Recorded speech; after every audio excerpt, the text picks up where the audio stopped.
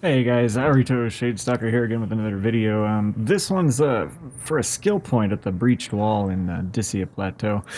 Now, I'm not going to go really talk about exactly how to go about doing this, because I think it's pretty self-explanatory. But what I did want to say was this was one of my favorite skill challenges to get. And I've done this before in Beta Weekend 1, and for some reason it was reset for Beta Weekend 2, so I'm doing it again. Man, here's the reason this is one of my favorite skill points. It's so, a lot of skill points, okay, you talk to a guy and maybe you fight him and you beat him, or you kind of got to fight your way through a camp of enemies and get to a point where you can commune with a point or like a node of power. This one involves a jumping puzzle, and I'm a big fan of the jumping puzzles. I know some people, they're like, keep your platforming out of my games. It just doesn't work very well. It works pretty well in Guild Wars 2. It's not.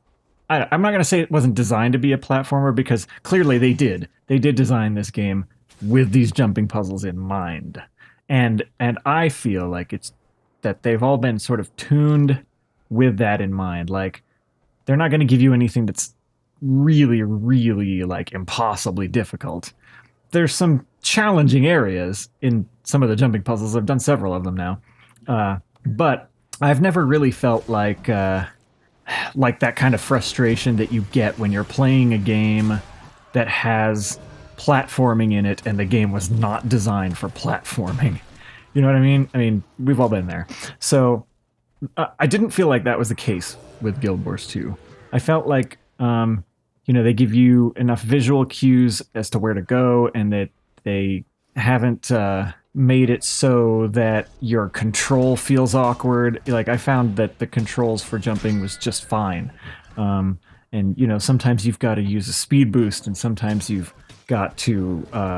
one thing that's really handy is to use the walk feature. Now, we've been asking for like a walk toggle keybind for a while for role-playing purposes, but there is a walk keybinding. I have it bound to left shift, and I highly recommend that you bind that if you're going to be doing any of these kind of like jumping puzzles, because it's really handy. You won't see it in this one, but there's a few where the requirement for completing the puzzle is walking along some very narrow beams, and it's not going to be as easy if you're running along them, and then you need to make these right angle turns and things. So be sure to have a look at your UI settings and bind that walk key binding. Another thing that I noticed, as you can see here, you can either go across the top of these arches, or you can go down below where that ledge is. Actually, I end up having to do that because I missed this jump. But I noticed that sort of... there's no real like one way to do it right. There's sort of usually always a sort of separate way to go also.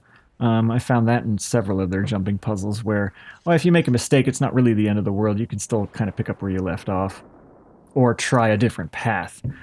Now, one thing that comes to mind is there's one that's full of traps. I could not get through some of these traps. Like, I just couldn't do it.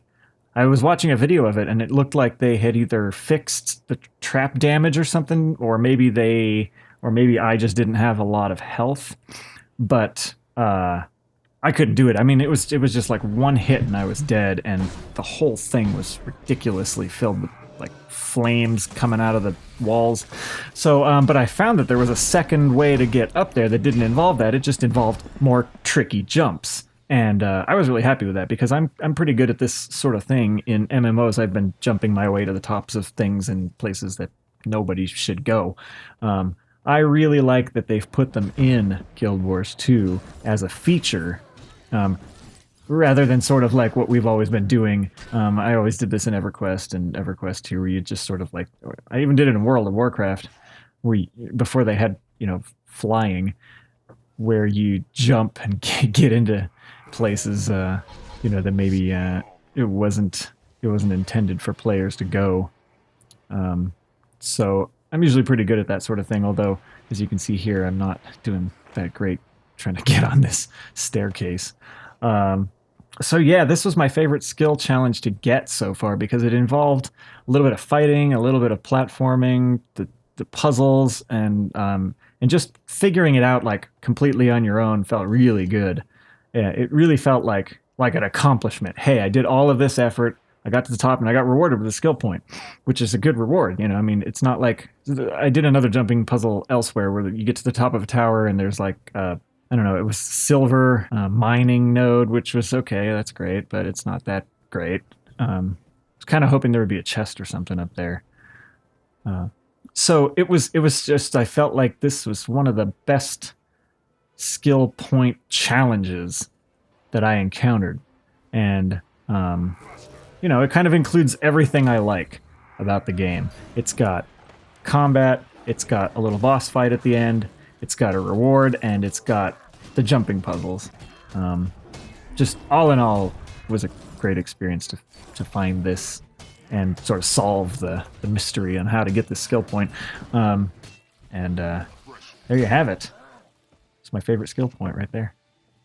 Try it yourself.